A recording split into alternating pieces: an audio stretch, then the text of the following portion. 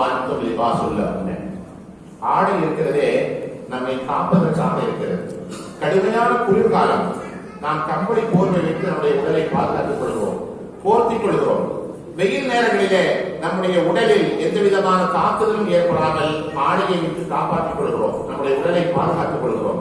அல்லாஹ் சொல்கிறான், மணமகளே, உனக்கு காப்பாளராக இப்போது மணமகன் வந்திருக்கிறான்.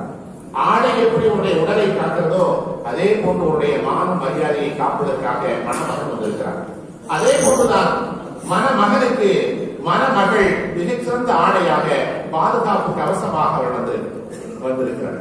திருமணத்திற்கு பிறகு மணமகளுடைய உதவி இருக்கிறதே, கண்ணியம் இருக்கிறதே, அது வேறு எவராலும் தர முடியாத உயர்தரமான பாக்கியத்தை அவள் தருகிறாள். அதனால்தான் அல்லாஹ் சொல்கிறான்,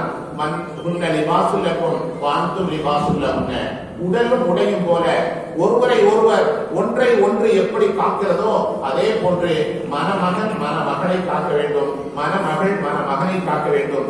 இருவரும் பரஸ்பரம் பாதுகாப்பு கவசங்களாக அமைய வேண்டும் என்ற உயர்தரமான தத்துவத்தை அல்லாஹ் ரப்பல் ஆலமீன் அந்த வசனத்தில் வைத்திருக்கிறார். இதையும் தாண்டி ஏராளமான செய்திகள் இந்த வசனத்திலே சொல்லப்பட்டிருக்கிறது. அதனால்தான் மார்க்க அறிஞர்கள், முஃபஸ்ஸிரீன்கள், உஸ்தாத்மார்கள் நமக்கு சொல்லித் தரக்கூடிய செய்தி, மணமக்களை வாழ்த்துகிற போது உடலும் உடையும் போல வாழ்க என்று சொல்ல வேண்டும். திருமணம் இருக்கிறதே மிகச்சிறந்த ஒரு பாதுகாப்பு கவசமாக, மிகச்சிறந்த ஒரு இபாதத்தாக அது அமைய பெற்றிருக்கிறது. இந்த உலகத்துல எத்தனையோ விஷயங்கள் இருக்கிறது, எத்தனையோ காரியங்களை நம்ம செய்யறோம். மற்றவங்க செய்யறதுக்கும் நம்ம செய்யறதுக்கும் ஒரு சின்ன வித்தியாசம் இருக்கிறது. மற்றவர்கள் எல்லாம் சில காரியங்களை வழக்கமாக நினைத்து செய்வார்கள், ஆனால் இஸ்லாம் அதை வழக்கமாக ஆக்கியிருக்கிறது.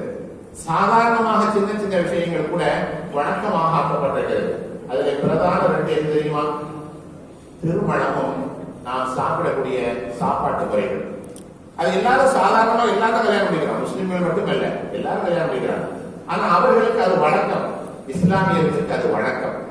சாப்பிடுவது அவர்களுக்கு பசிக்கிறது எனவே சாப்பிடுகிறார்கள், நாம் அப்படி அல்ல, அதுவும் வழக்கம் தான். அதனால்தான் எப்படி சாப்பிட வேண்டும், எவ்வளவு சாப்பிட வேண்டும், எதை சாப்பிட வேண்டும், எதை சாப்பிடக்கூடாது என்றெல்லாம் நமக்கு வகுப்பு தரப்பட்டிருக்கிறது. நினைச்சதெல்லாம் சாப்பிட முடியாது. ஒரு கடையில ஹோட்டல்ல போட்டு போட்டா உள்ள பூத்துட முடியாது. அது இந்த காலத்துல ரொம்ப கவனமா இருக்கிறது. சிட்டியில பாய் பிரியாணியே போட்டுறான், உள்ள போனா பாய் பிரியாணி அங்க பிரியாணி இல்லை என்று என்னவோ நடந்திருந்தது. அதனால உணவு முறைகளையும் நமக்கு கவனம் இருக்க வேண்டும். நமக்கு சட்டத்திட்டங்களை சொல்லித் தரப்பட்டிருக்கிறது. எனவேதான் சாப்பிடுவது வழக்கம் என்று நமக்கு மார்க்க அறிஞர்கள் சொல்கிறார். அதே போன்றுதான் நம்முடைய உடல் பசியை தீர்த்துக் கொள்வதற்கான திருமணத்தையும் வணக்கம் என்று சொல்லித் தரப்பட்டிருக்கிறது. இதிலையும் நம்ம இஷ்டத்துக்கு யாரும் யாரை வேணாலும் கல்யாணம் முடிக்கிறாங்க கிடையாது.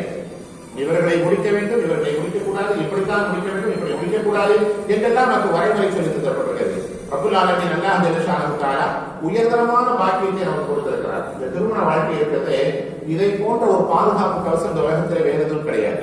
ஒரு கட்டத்திலே ஒரு கண்ணோட்டத்திலே யோசித்து பார்த்தால், தொழுகை, நோன்பு, ஜகாத்து போன்ற இபாதத்துக்களை விட, வழக்கங்களை விட இந்த திருமணம் உயர்ந்தது என்று நான் சொல்வேன். ஏன் தெரியுமா? மற்ற எந்த வழக்கங்களும் சுவர்க்கத்திலே கிடையாது.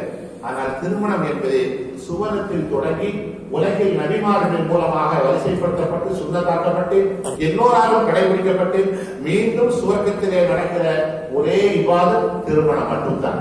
எனவே திருமணம் என்பது ஒரு சிறந்த இபாதத்தாக வழக்கமாக அமையப்பட்டிருக்கிறது. இந்த எல்லா விதமான பாக்கியங்களையும் நாம் நினைத்து பார்க்க வேண்டும். ரப்பல் ஆலமீன் நமக்கு மனைவியை கொடுத்திருக்கிறான், மக்களை கொடுத்திருக்கிறான், ஒரு மிகப்பெரிய அரணாக ஆக்கி வைத்திருக்கிறான். திருமணத்தை பற்றி திருமறை அழகாக சொல்கிறது.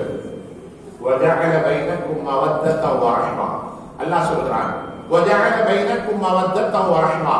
உங்களுக்கு மத்தியில் அன்பையும் அருளையும் ஏற்படுத்துவதற்காக நாம் திருமணத்தை ஏற்படுத்தி இருக்கிறோம் என்று சொல்கிறார். திருமணத்தினுடைய நோக்கம் என்ன?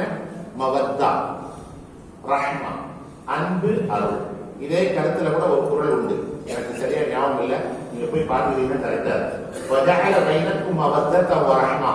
அன்பும் அருளும் தருவதற்காக உங்களுக்கு நான் திருமணத்தை ஏற்படுத்தி வைத்திருக்கிறோம் என்று எல்லாம் சொல்றாங்க. தஃசீரில் எழுதப்பட்டிருக்கிறது, அழகான செய்தி எழுதப்பட்டிருக்கிறது. மனிதர்கள் 3 பருவங்களை கொண்டவர்கள். 3 பருவங்கள்: குழந்தை பருவம், இளமை பருவம், புதுமை பருவம். அப்படித்தானே? கல்யாணத்தை பத்தி பேசுறோம், அதனால குழந்தை பருவத்தை விட்டுருவோம். ரப்பல் ஆலமீன் இளமை பருவத்திலும் முதுமை பருவத்திலும் எப்படி இருக்க வேண்டும் என்பதை தான் இங்கே சொல்கிறாங்க. அன்பும் அருளும் வேண்டும் என்று எல்லாம் சொல்றாங்க.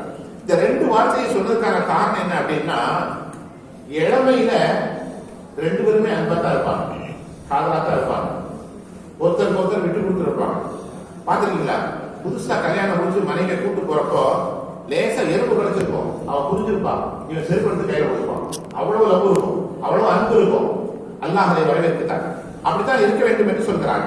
இப்ப இளமையிலே ஒருவருக்கு ஒருவர் அன்பு இருக்கும், அதை நாம் செய்கிறோம். அல்லாஹ் அடுத்த வார்த்தை சொல்கிறான், ரஹ்மா, அருள் இருக்க வேண்டும். இது எப்போது தெரியுமா? வயோதிகத்திலே. கணவன் சம்பாதித்து உழைத்து வீடு பங்களா போன்ற வசதிகள் எல்லாம் ஏற்படுத்தி கொடுத்து ஒரு கட்டத்திலே முடியாமல் வீட்டில் இருக்கிற போது மனைவியாக இருப்பவள் கோபப்படக்கூடாது, எரிச்சல்படக்கூடாது. அருளோடு அவருக்கு நடந்து கொள்ள வேண்டும், இறக்கத்தோடு நடந்து கொள்ள வேண்டும். இது மனைவிக்கு மாத்திரமல்ல, கணவனுக்கும் அல்லாஹ் சொல்கிறார். அவளும் பெண்தானே, அவளும் மனிதத்தானே, அவளுடைய உடலிலும் நோய் இருக்கத்தானே செய்யும், பலகீனம் இருக்கத்தானே செய்யும். அவள் இளமையாக இருக்கிற போது எல்லா விதமான காரியங்களையும் பணிவிடைகளையும் செய்த அதே பெண் இப்போது 50 வயதை 60 வயதை அடைந்து சுகர் நோயில் பாதிக்கப்பட்டு இருக்கிற போது அப்போதும் எனக்கு நீ பணிவிடை செய்து கொண்டே இருக்க வேண்டும், அதே போன்றே செய்து கொண்டே இருக்க வேண்டும் என்று மணமகன் குடும்ப தலைவர் சொல்லக்கூடாது. அந்த நேரத்தில் உடைய ரஹ்மத்தை காட்டி எல்லாம் சொல்றாங்க. அப்ப மவத்தத் என்பது இளமையில், அன்பு என்பது இளமையில் கணவன் மனைவி பரஸ்பரம் மேற்கொள்ள வேண்டும். ரஹ்மத் என்பது முதுமையில் பரஸ்பரம் இருவரும் மேற்கொள்ள வேண்டும் என்பதை அல்லாஹ் சொல்கிறார். வஜஅல பைனக்கும் மவத்தத வ ரஹ்மா, உங்களுக்கு மத்தியில் அன்பையும் அருளையும் தருவதற்காக இந்த திருமணத்தை ஆக்கியிருக்கிறோம் என்று சொல்கிறார். ரப்பல் ஆலமீன் அல்லாஹ் ஜல்லஷானஹு தஆலா இந்த எல்லா வாக்கியங்களையும் நிறைவாக இப்போது விழா நாயகர்களாக வைத்திருக்கக்கூடிய இந்த தம்பதிகளுக்கு குழந்தை செல்வங்கள் உட்பட 14 செல்வங்களையும் ரப்பல் ஆலமீன் நிறைவாக்கி தருவாராக. வாஹு தஅவானா அல்ஹம்துலில்லாஹி ரப்பில் ஆலமீன்.